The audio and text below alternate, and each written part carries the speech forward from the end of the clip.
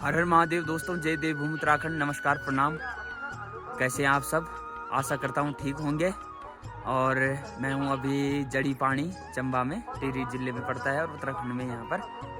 तो यहाँ पर आज भागवत कथा का हो गया पंचम दिवस।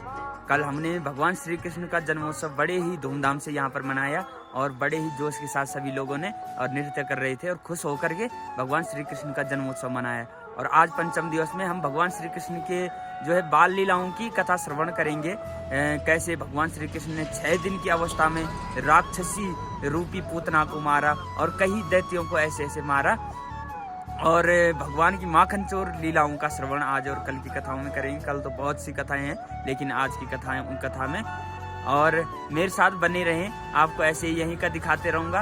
और कल परसों तक मैं दूसरी जगह चला जाऊँगा, तो पंजाब की धरती पे, तो वहाँ का भी आपको दिखाऊँगा। तो फिलहाल अभी यहाँ का मौसम दिखाता हूँ। ये देखिए जी, बहुत अच्छा मौसम। और ये तो हमारा क्या बोले इसको, तो यहाँ पर तो दूर दूर से लोग घूमने के लिए आते हैं, क्योंकि यहाँ की शोभा जो है इन पहाड़ों से ही है ज़्यादा। ये देख सकते हैं आप। और ये टावर के जस्ट पीछे जो धार दिख रही है, ये तो इसी के ऊपर ये सुरकंडा मंदिर दिख रहा है। ये तो यहाँ से तो समय मिल नहीं पाया कि जाने का वहाँ पर, लेकिन क्या करें, माँ को यहीं से प्रणाम कर रहे हैं और यहीं पे माँ की उपासना कर रहे हैं।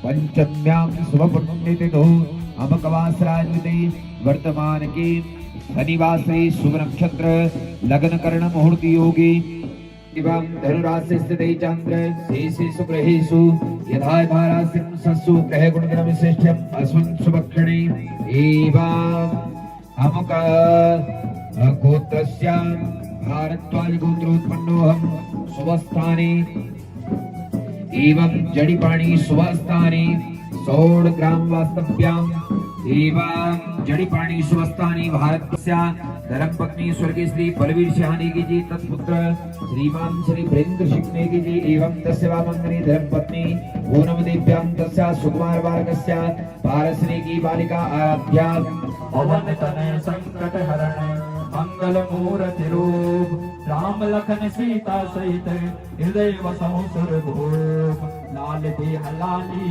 लसे अरुधर लाल रघोर वज्र देह दानव दलन जय जय जय कपिशोर निश्चय प्रेम प्रतीत ते विनय करे सन्मान तेह के कारज सकल शुभ सिद्ध करे हनुमान मंत्र पुष्पांजलि समर्पयामि। दूर संकट मोचन हनुमान जी महाराज के जय, रामचंद्र भगवान के जय। चंद्रमा बड़े नाराज हो, जन्म भी लिया तो सूर्य वंश में आए हुए हैं, तो ठीक दिन के समय, मेरे समय आते रात के समय।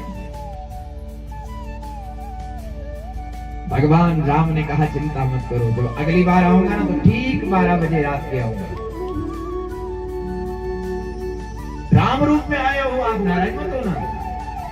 तुम्हारा नाम मेरे नाम से जोड़ा जाएगा। आपका नाम चंद्र है, मेरा नाम राम है, तो पूरा नाम बनेगा रामचंद्र।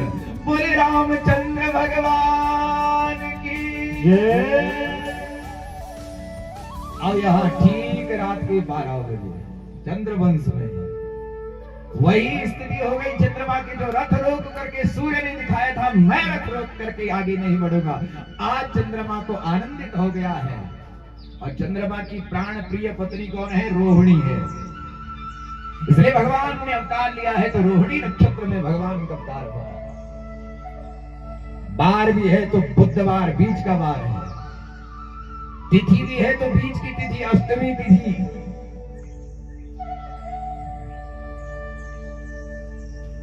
भगवान जब धराधाम पर आते हैं तो मध्य में प्रकट होकर के आते हैं। प्रत्येक मानव के घट घट में भगवान बैठा है, मध्य में है। नंद बाबा ने जैसे ही सुना मेरे यहाँ लाला का जन्म हुआ है, दौड़ लगाई उसी समय, दौड़े उसी समय, भागे उसी समय। हे सुनंदा, क्या तू सच कह रही है मेरे यहाँ लाला हुआ है? क्या मैं अपनी आंखों से अपने लाला को देख सकूंगा? मेरी तो अवस्था ही 75 वर्ष हो गई।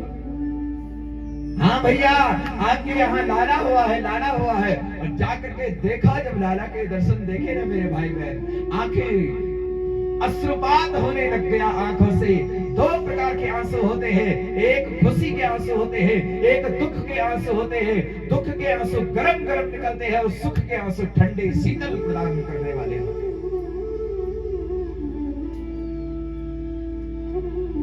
सारे ब्राह्मणों को, नाई को बुला करके कहा, बुलाओ सारे ब्राह्मणों को, सारा वैभव दान में दे दो आज।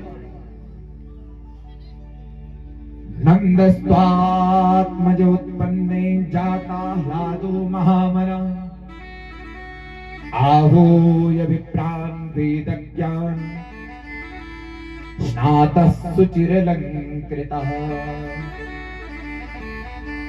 सबको बुलाओ, सारे ब्राह्मणों को बुलाओ, संतों को बुलाओ, महात्माओं को बुलाओ। जब खुशी प्रकट हो जाती है ना, तो अपने आप खजाना लुटने लगता है। जो हम संग्रह कर करके रखते हैं ना मेरे भाई बहन, जैसे मधुमक्खी शहद इकट्ठा करती करती शहद, और बाद में कोई आता उसका छत्ता तोड़ करके लेकर के जाती है, ऐसे ही धन भी है।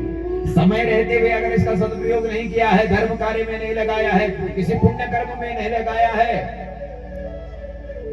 तो धन मेरे भाई बहन कहीं ऐसी जगह चला जाता है। तीन गति है धन की, दान, भोग और नाश। पहली गति धन की है दान। अपनी नेक कमाई में से 10वां हिस्सा जितना बन बड़े भगवान के लिए निकाले, धर्म कार्य के लिए निकाले।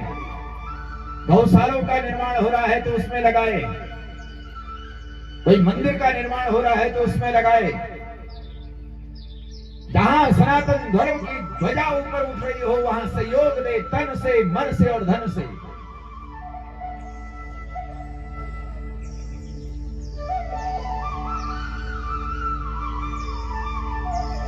नंद बाबा सारे खजाने लुटाने लगे। कितना है मेरे यहाँ, सारा दे दो। किसी को अगर देखे बर्तन दिए है ना, चांदी के, सोने के बर्तन, बाहर कोई दूसरा मिल गया, अरे भैया क्या मिला तुझे? उसने कहा मुझे तो हीरे मिले। कहाँ मिल रहे हीरे? उसने कहा 34 नंबर के गेट पर। अच्छा, मुझे तो चांदी के बर्तन मिले हैं, पर मैं तो हीरा चाहता हूँ। छोड़ दिया उसने उसी समय चांदी के बर्तन, चल पड़े हीरा के लिए। हीरे वाले को आगे जाते देखा, भैया क्या मिला है? बोले मुझे तो मणियों की माला मिली है। कहाँ से मिली है? गेट नंबर 12 पे। लगाई उसने दौड़, सारा कुछ छोड़ दिया, मणियों की माला के लिए चल पड़े।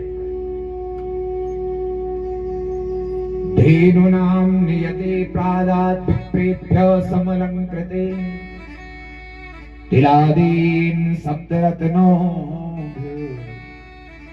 सात्विकौम्बाम्बरावृता। बड़े बड़े 7 तिल के पहाड़ बनाए और वो तिल के पहाड़ सारे दान में दे दिए। ब्राह्मणों को गाय दान दे दी, संतों के लिए जो है भोजन की उचित व्यवस्था कर दी।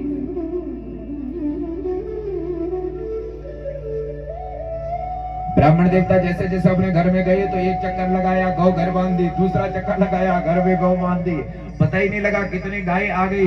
ब्राह्मणी जो है उसी समय पानी भरने के लिए गई हुई थी, लौट करके आई तो देखती है रसोई में गाय बंधी है, बैठक में गाय बंधी है, जहाँ सोने का कमरा वहाँ गाय बंधी है, गौशाले में गाय बंधी है, आंगन गायों से सुसज्जित हो गया है आज। और ब्राह्मणी पूछने लगी कहाँ से लाए इतने गाय? ब्राह्मण ने कहा तुझे पता नहीं मैं कितने दिनों से माला फेर। बड़ा भक्तिमा वाला छन भगवान की कथा में बहुत बड़ी चढ़ी के हिस्सा लेना, लेकिन वह सब तो कुछ कारण हो लो जो कि कुछ लोग आया नहीं, वह सब लोग कुछ भी बात हो सकती कह को सुनी में इनके परसत भी हुए हो कखी, तो कुछ यहाँ का वजह से भी नहीं आया, कखी प्यो बराते भी चलने लगे, कुछ यहाँ का वजह से नहीं आया। तो जो आया आप लोगों को बहुत बहुत धन्यवाद, बहुत बहुत ही आप साधुवाद का पात्र। और सबसे बड़ा धन्यवाद श्रीमती दीपा देवी जी को और उनका पूरा परिवार को बहुत बहुत धन्यवाद जो ये सुंदर आयोजन अपना गाँव में चढ़ी पानी में लियाई। श्रीमती दीपा देवी जी और जो का दुया बेटा श्री वीरेंद्र सिंह नेगी जी और अर्जुन नेगी जी, क्योंकि दुया बेटों की बारी लगी थे भाई, बहुत सेवा करने लगा हमारी। यानी सेवा अकेला, हम तो जब पंचायती कथा में जाना तो पूरा गांव लगे रहो, लेकिन यू अकेलो परिवार 4 ही जना लगे, दुया जना और दुया बुआरी, अरे बड़ी भी लगी, बुढ़े आदमी ने क्या करनी पर लगी बड़ी उन्हें पुण्य चलना, मतलब अपने पूरा करते हुए निभाने लगी बड़ी। और ये हमारा दुया भाई अर्जुन सिंह नेगी और वीरेंद्र सिंह नेगी और यूं की दुयों की धर्म पत्नी लगी थी भाई। और पूजा भोली तो आई और सीगी भाई, वो तो कथा में भी नहीं बैठने लगी। और जबकि सबसे बड़ो धन्यवाद पूजा कोई चा जी ने इतना बड़ो आयोजन आपका घर में आपका गांव में ले आई, और धन्यवाद बधाई की पात्र वही से सबसे बड़ी।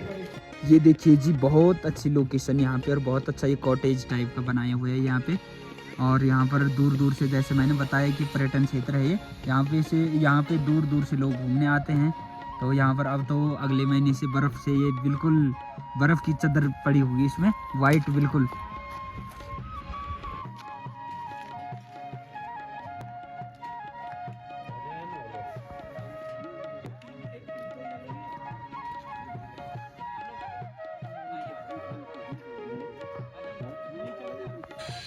दोस्तों, आज पंचम दिवसीय कथा भी विराम हो चुकी है और आज है 18 तारीख। और आप सबको मैं एक बात बताना चाहता हूँ कि परसों 20 तारीख को गोपाष्टमी आ रही है और हमारे उत्तराखंड के गौरव जो है पूज्य महाराज जी गौ गंगा कृपाकांक्षी गोपाल मणि जी महाराज के सानिध्य में दिल्ली में महाजन आंदोलन रखा गया है, गौ माता को राष्ट्र माता घोषित किया जाए। तो मैं आप सबसे एक अपील करना चाहूँगा, जो भी नज़दीकी हो दिल्ली में अथवा जो भी जाना चाहते हैं, ज़्यादा से ज़्यादा संख्या में वहाँ पर बढ़ कर जाएं और गौ माता को राष्ट्र माता बनाने के लिए अपनी हिस्सेदारी भागीदारी उसमें निभाएं।